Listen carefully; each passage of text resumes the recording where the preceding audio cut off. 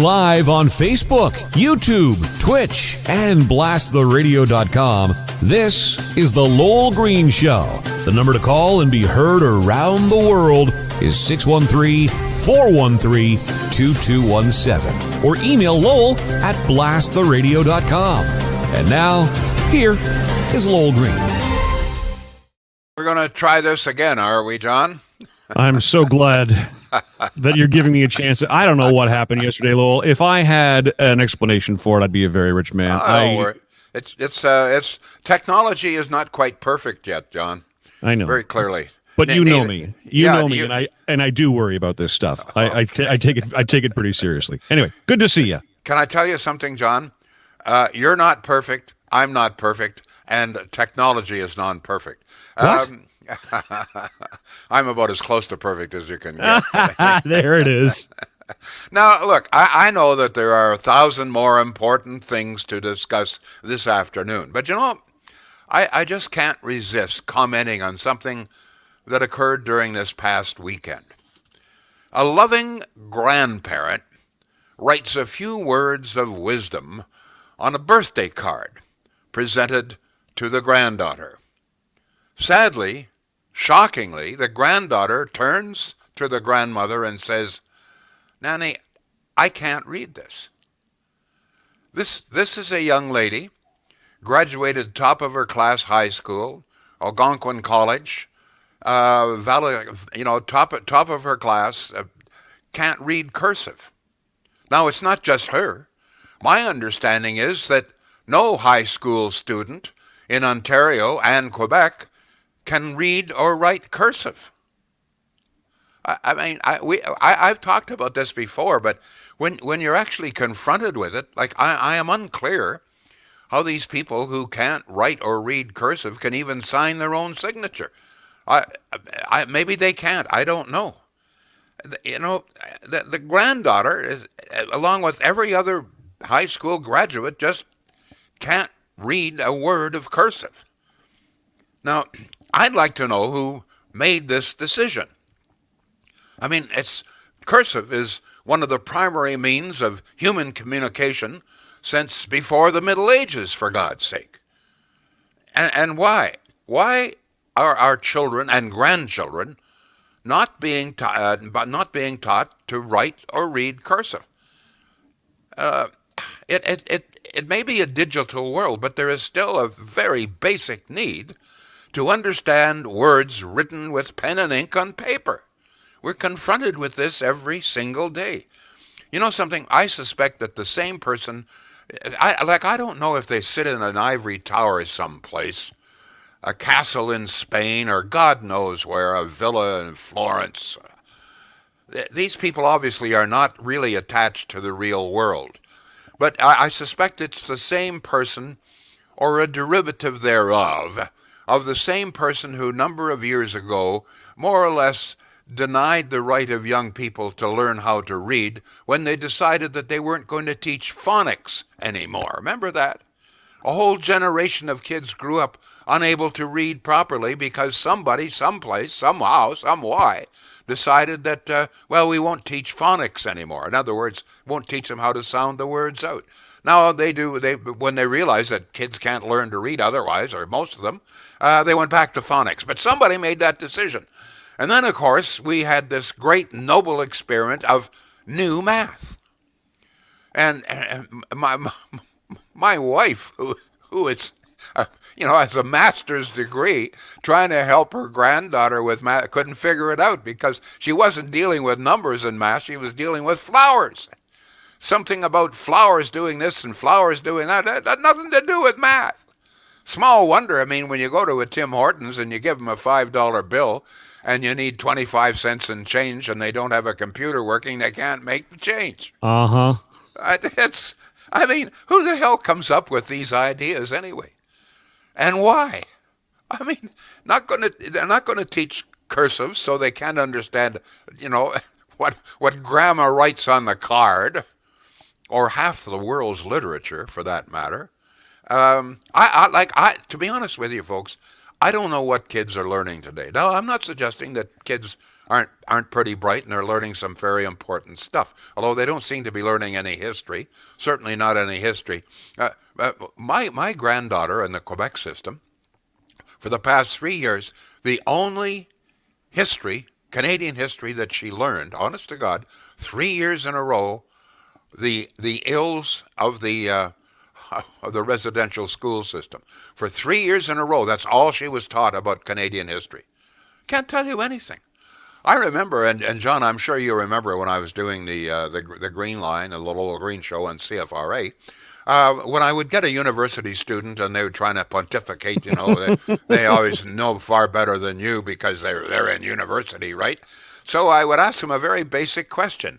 Do you know where the St. Lawrence Seaway is? I knew you were going to say that. I knew where you were going. Yes, I mean, I love when when you do that. 80% of the students, university students, for God's sake, we have educated these kids 13, 14, 15 years, paid through the nose for it, and they can't tell you where the St. Lawrence Seaway is. Probably the single most important area of commerce in this country, or in North America for that matter. And it's only about, 3/4 of an hour drive from us. If that.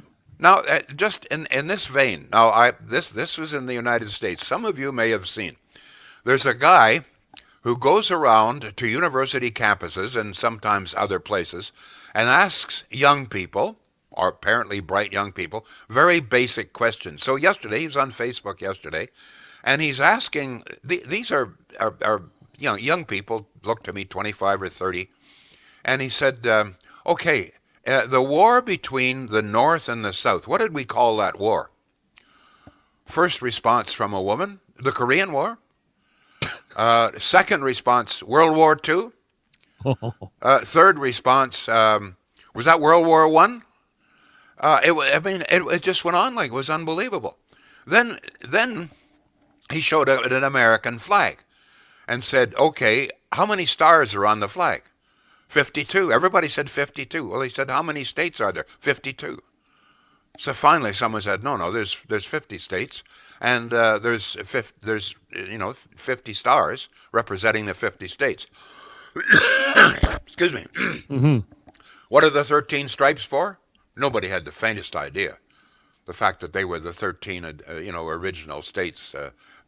Nobody. And not only that, I remember this a couple of years ago. Trump is newly elected as president, and this guy is on Berkeley campus. I mean, Berkeley is supposed to be one of the universities for the brightest of all people in the United States. So he says, Donald Trump has just had a picture taken of him after shooting a woolly mammoth. What do you think of that? Oh, this is terrible. This should not be allowed. He should be. So one of the respondents said he should be jailed. It's terrible, terrible. So this went on. I mean, everybody was saying, it's just terrible that Donald Trump had shot a woolly mammoth. And so the next question, he said essentially the same thing. Donald Trump has been caught shooting a saber-toothed tiger. What do you think? Oh, this is terrible, disgraceful. It's unbelievable. These university students at Berkeley didn't know that woolly mammoths have been extinct there for, thousands of years? Saber-toothed tigers. Exactly. I mean, what are young people learning today? They're not learning math. They're not learning history. Can't tell you where the St. Lawrence Seaway is. And they're not learning how to read cursive. I don't know. Anyway, that of course, as I say, was in the United States. But and I've talked about this before.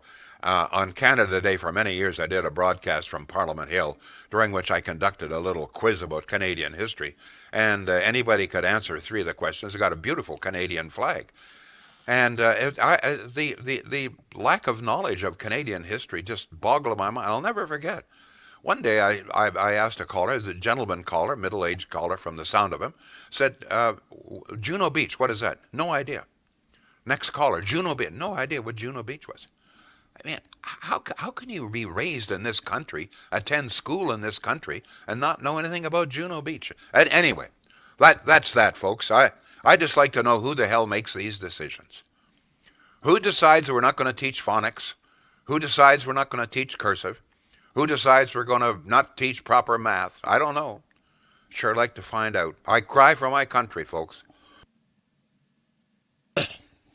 Now, on another topic, if anybody has any ideas on any of this, if anybody has ever found out who's making these decisions concerning cursive, etc., I'd love to hear from you.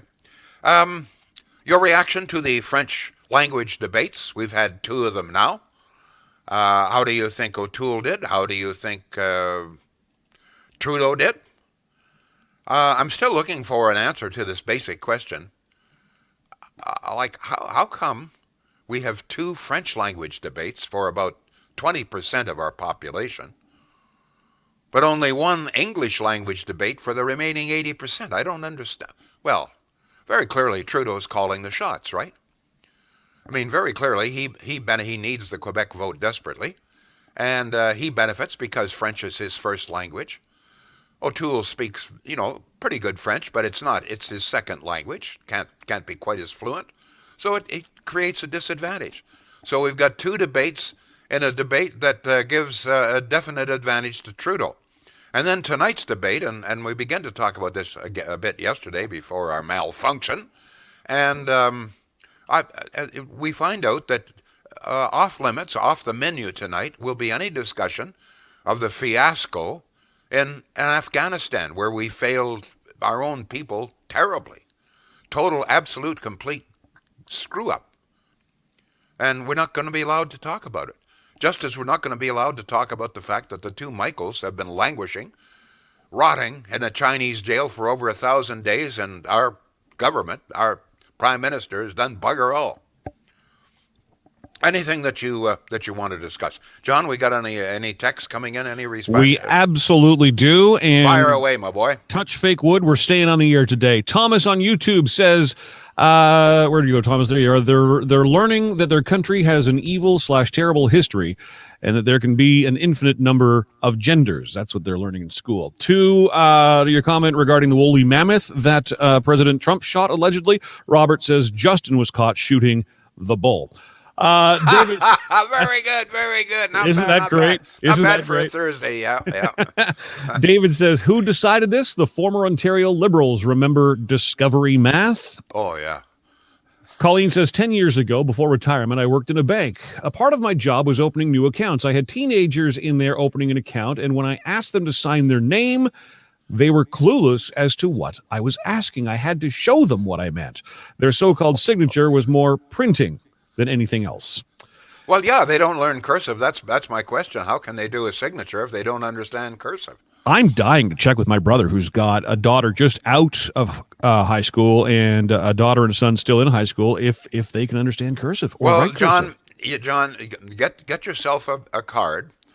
Just any kind of a card. Just thank God that you're alive or something like that. And write a few little notes in cursive and see if they can read it. In all probability, they'll turn to you and say, Uncle John, can you read this for me? No kid. I mean, nobody could read my handwriting, but that's a whole other thing. Ray on Facebook, why are there two French debates and only one English? Terry says two French debates in Canada because the tail wags the dog in this country. Shooting the bull, LMAO. They're loving that line. Thank you. Ann says these are the same people that run the government today. A better way by the elites. Ray says very true. I see it all the time. I think I missed what you were referring to there, Ray, but it's on my list. Robert, who pays cash at a drive-through? Robert's 2 for 2 today. By the way, just a moment. I have to tell you, I phoned Richie's Feed and Seed. There, I buy my pigeon food and straw there all the time, just up the road from me here. Yep. And so yesterday I phoned and said, "Have you got any Tippler pigeon feed?" "Yes, we do, Mr. Green." But he said, "I have to tell you, all of our technology is down, and you have to pay by cash." He said, "Do you have any access to cash?" I said, "Well, yeah, we'll go to an ATM and get some cash." So, this goes to show you where the world is going. And by the way, by the time my wife picked up the pigeon food, their technology was working again. So it's not just us on this program that has a problem. Go ahead, John. Nina says, as long as you know how to read and type, writing is no longer a concern. Hardly anyone ever signs checks anymore for paying bills. Michael says, when they want to do the family tree and try to read old letters, it will look like Chinese to them. They will not be able to read them. That's interesting. Rick, our teaching cartel and their misguided unions are a large part of our problems. Jennifer, I believe this is the first time we've heard from you. Welcome to the show, and thanks to everybody for sharing, by the way. Jennifer says they are learning liberal wokeness, and it scares the hell out of me. Liberal wokeness. That's what they're learning. Okay, all right.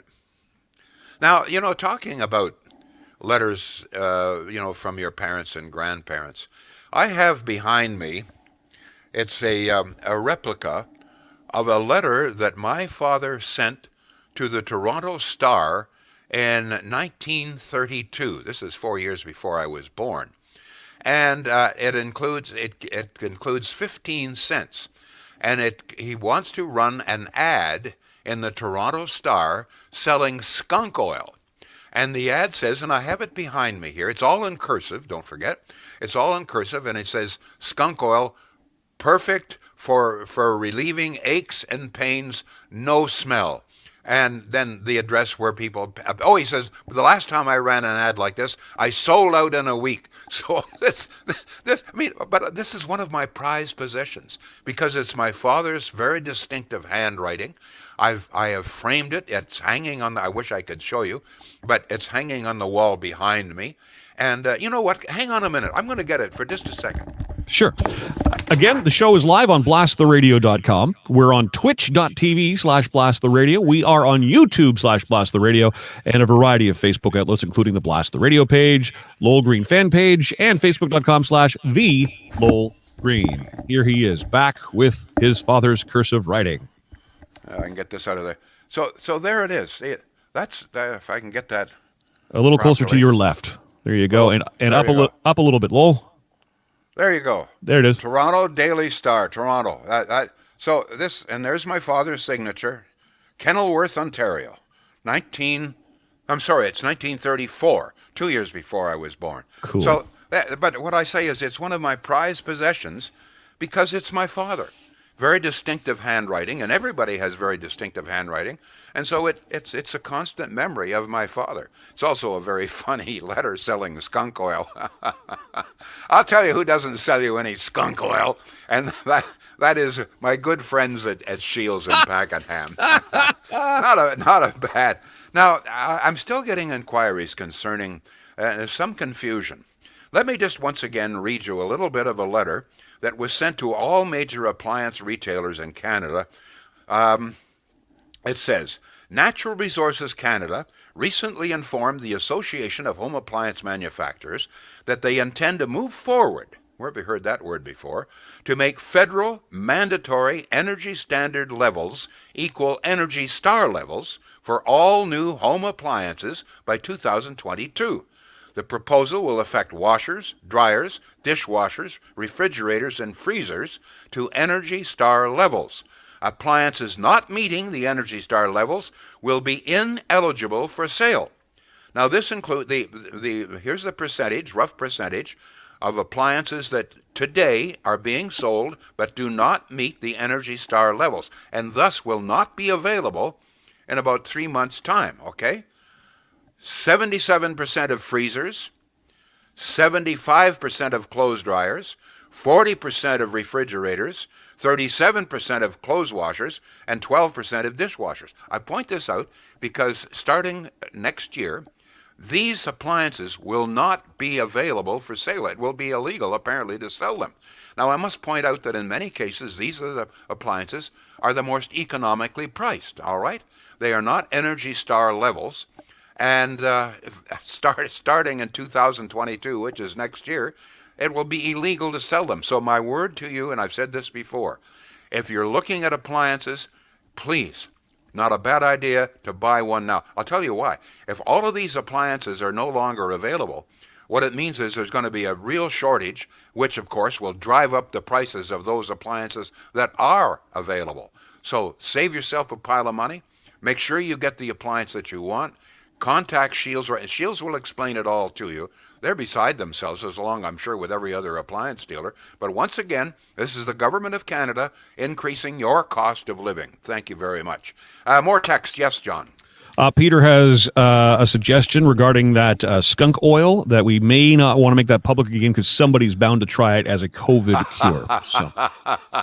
Well, on fire today. apparently, I'm reading this story this morning. There's a professor at Huron College, which is associated with University of Waterloo, and she has been suspended from work with pay. Aren't they always still with pay? Because she refuses to be vaccinated. But apparently, she's been one of those. Among other, she teaches medical ethics. Get this, at Huron College to our young people, and among the things that she promotes is this horse worm medicine.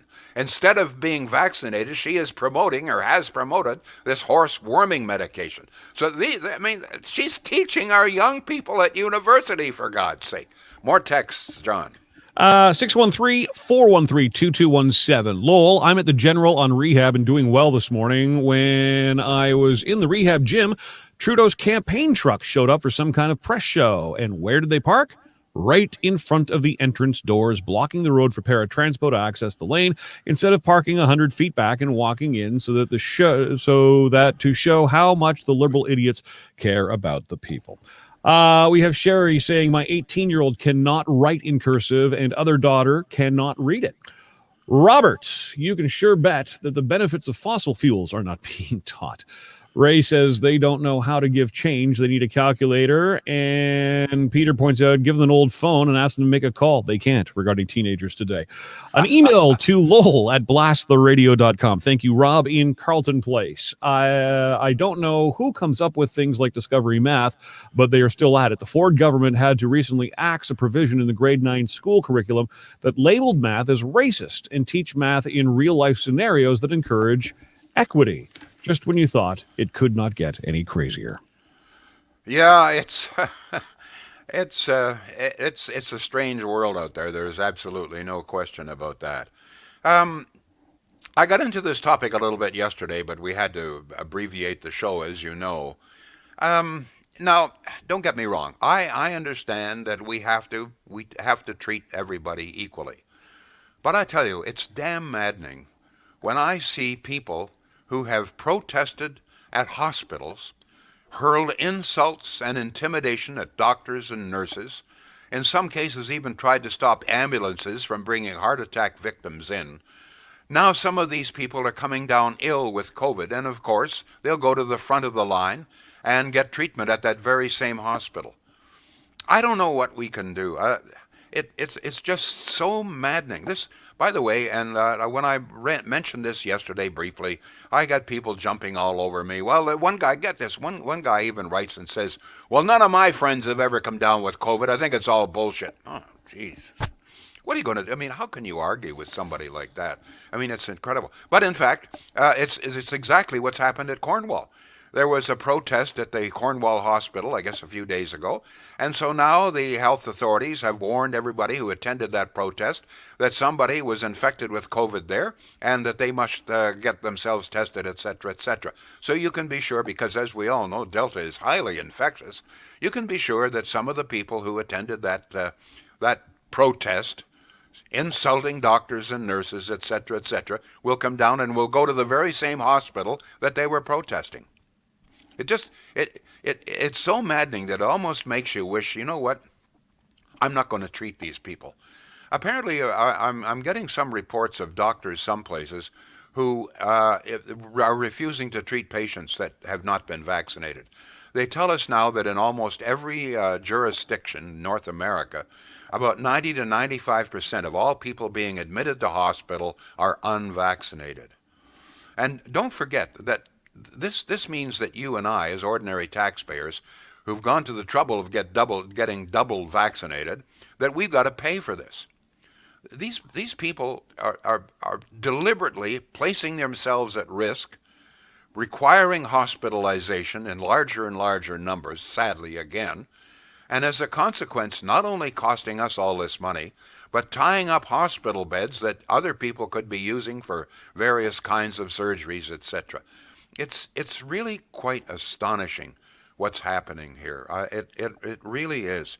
You know, and I mentioned this yesterday, and I'm not sure how many people heard this, but Switzerland has got a great idea.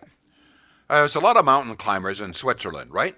So the Swiss government, a number of years ago, said, listen, if you require rescuing or hospitalization because of a climbing fall, we're not going to pay for it. The taxpayers of Switzerland are not going to pay for that.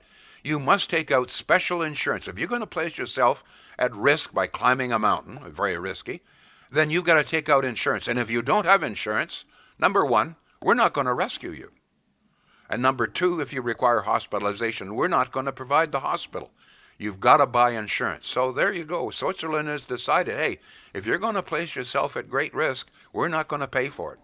Maybe we should adopt some sort of similar fashion. Now, I know people are going to say, well, we can't discriminate against obese people, smokers, etc., etc. And yet I'll tell you that when it comes to smokers, very few doctors will admit this, but I'm going to tell you something. If I was a smoker, I would not be alive today. Because before they performed the heart surgery on me, it was very touch and go whether they could do it or not. This is a true story. I was asked, are you a smoker? And I said, no, I've never smoked. And one of the doctors said, thank God, we wouldn't operate on you otherwise. So I just passed that along. So, and more decisions are being made like that than you may suspect. John, we've got more texts coming in. Good. Yes, we do.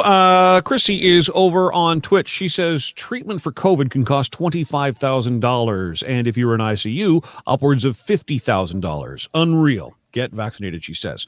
We have an email from Lisa. She says, Lowell, times have changed. If you don't have transferable skills that can get you a job or a career in other countries, you are screwed. It's not about competing for work in your own area. You're competing with others from all over the world. Lots of useless college and university programs that don't help your youth. Jennifer says anyone who refuses the vaccine should pay out of pocket for their COVID care. Peter says, arrest them for protesting in front of hospitals. Emergency services cannot be blocked. If someone blocks one of my friends or family, they are going to be roasted and sued into the next century. Anne has an interesting point. She says, Randy Hillier's being paid by Ontario taxpayers to go around the country with the anti-vaxxers/maskers. And Bob says, I also find the hospital protests absolutely despicable. These people deserve much less than zero respect. All right, we're almost out of time now. Got to get a word in here from my good friends at Centennial Glass. Once again, folks, here, as I've said many times before, is a local company, founded here in Ottawa, family-owned still, good family, honest people, do great work. Whether it's a major job, if you're building a whole big hotel, an apartment building, Centennial Glass, of course, will give you a quote for all of the glass work there. Absolutely. And one of the things, too, that they are really specializing in these days is customized glass furniture. And I've talked to you about the glass banisters that I had Centennial make up this 2 or 3 years ago for me. But they're also doing other kinds of handrails for patios and so forth, and even the sides of stairways are in glass now. Makes a beautiful job. Glass furniture of all kinds. Whatever it is, folks, if you've got an idea, you'd like to maybe think, gee, maybe I could do this in glass, give Centennial Glass a call. They've got experts there. Be glad to talk to you. They're good people, down-to-earth people. They speak your language. Prices are very, very reasonable. CentennialGlass.ca. Now, one of the things that I'm a little puzzled about is why the media seems to be ignoring some of the good news that O'Toole is telling us. I think that his Dine and Discover plan is fantastic. We all know how restaurants and the entertainment industry has really suffered, more than any other for that matter.